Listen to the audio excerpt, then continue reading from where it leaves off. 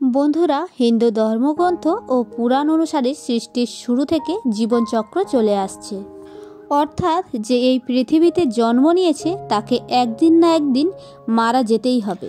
আর এই রকমটা মনে করা হয় যে মৃত্যুর পর আত্মাকে যমদূতেরা তার সাথে যমলোকে নিয়ে যায়। কিন্তু পৃথিবী দেখে যমলোক যাত্রা জীব আত্মার জন্য খুবই কঠিন হয়ে থাকে, যার বর্ণনা গরুড় পুরাণের মধ্যে দেয়া রয়েছে।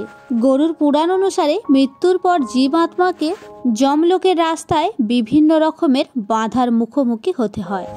আর এই বাধার মধ্যে একটি হলো যমলোকে যাওয়ার পথে আসা এই নদীটি। এই নদীটির নাম হলো বৈতরণী নদী। এই রকমটা মনে করা হয় যে পূর্ণ আত্মারা খুব সহজেই এই নদী পার করে ফেলে, কিন্তু পাপী জীবাত্মা এই নদীতে বিভিন্ন রকমের যন্ত্রণা এবং যন্ত্রণার সেই কষ্টগুলোকে ভোগ করতে হয়। তো নমস্কার বন্ধুরা, ফিরে আসছি আরও একটি নতুন গল্প নিয়ে। আর যে গল্পটি আপনাদের সামনে প্রস্তাবনা করতে চলেছি তা হলো যমালয়ের যাত্রাপথে এই নদী অর্থাৎ বৈতরণী নদী কেমন হয়, আর এই পাপী জীবাত্মাদের এখানে কেমন ধরনের যন্ত্রণা সহ্য করে এই নদী পার করতে হয়। এই সমস্ত ধরনের প্রশ্নের উত্তর জানতে পারবেন আজকের এই ভিডিও থেকে, তাই অবশ্যই ভিডিওটি শেষ পর্যন্ত দেখুন। তাহলে চলুন বন্ধুরা, দেরি না করে শুরু করা যাক। আজকের এই ভিডিওটি গরুড় পুরাণের কর্মকাণ্ডে প্রেতকল্প অধ্যায় অনুসারে একদিন পক্ষীশ্রেষ্ঠ গরুড় ভগবান শ্রীকৃষ্ণকে জিজ্ঞাসা করেন, হে প্রভু, মর্তলোক ও যমলোকের মাঝে যে বৈতরণী নদী উপস্থিত রয়েছে তার সাথে জীবাত্মার সম্পর্ক কি, আর তাদের এই নদীতে কেমন ধরনের শাস্তি ভোগ করতে হয়, এবং পাপী আত্মা এই নদীকে কিভাবে পার করে।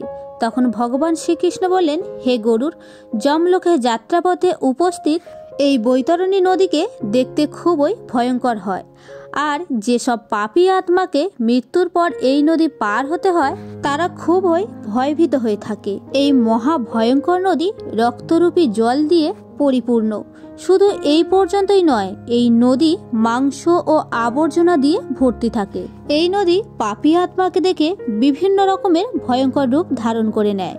পাপী আত্মা নদীতে প্রবেশ করার সঙ্গে সঙ্গে এই নদীর জল পাপী আত্মাকে দেখে অত্যন্ত ভয়ঙ্কর রূপ ধারণ করে।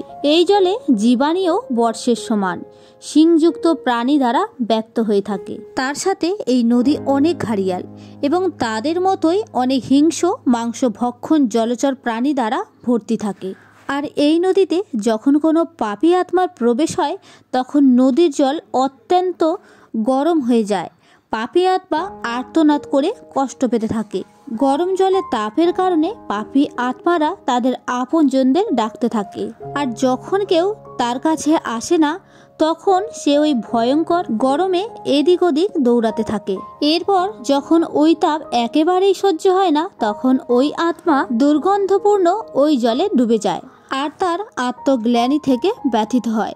এরপর ভগবান শ্রীকৃষ্ণ আরও বললেন, হে গরুড়, কিছু জীবাত্মা এমন হয় যাদের মৃত্যুর পর এই বৈতরণী নদীতেই থাকতে হয়। যেমন এই আত্মারা তাদের জীবিত সময়ে আচার্য, গুরু, মাতা পিতা এবং অন্যান্য গুরুজনদের অবমাননা করে থাকে, তাকে এই মহানদীতে থাকতে হয়। এছাড়াও যেসব জীবাত্মা নিজের জীবনকালে তার পবিত্রতা, ভদ্রতা ও ধর্মপরায়ণ স্ত্রীকে ত্যাগ করে তাকে সব সময়ের জন্য ওই মহা ঘৃণিত নদীর জলে বসবাস করতে হয়। তার সাথে যেসব জীবাত্মা জীবিত সময়ে তার স্বামীর বন্ধু, তপস্বী স্ত্রী এবং ছেলেদেরকে বধ করে সেই ব্যক্তি এই নদীতে পড়েই থাকে। এদের সাথে আগুন লাগানো ব্যক্তি, বীজ দেয়া ব্যক্তির মিথ্যা প্রমাণ দেয়া ব্যক্তি, মদত সেবনকারী ব্যক্তি, অপহরণ করা ব্যক্তি, সেতুকে ভেঙে ফেলা ব্যক্তি, অন্যের স্ত্রীকে মনে মনে কামনা করা ব্যক্তি এবং তৃষ্ণার্ত গরুদের জলদান না করা ব্যক্তি, মেয়েদের সাথে অত্যাচার করা ব্যক্তি মৃত্যুর পর এই বৈতরণী নদীতেই তাকে বসবাস করতে হয়।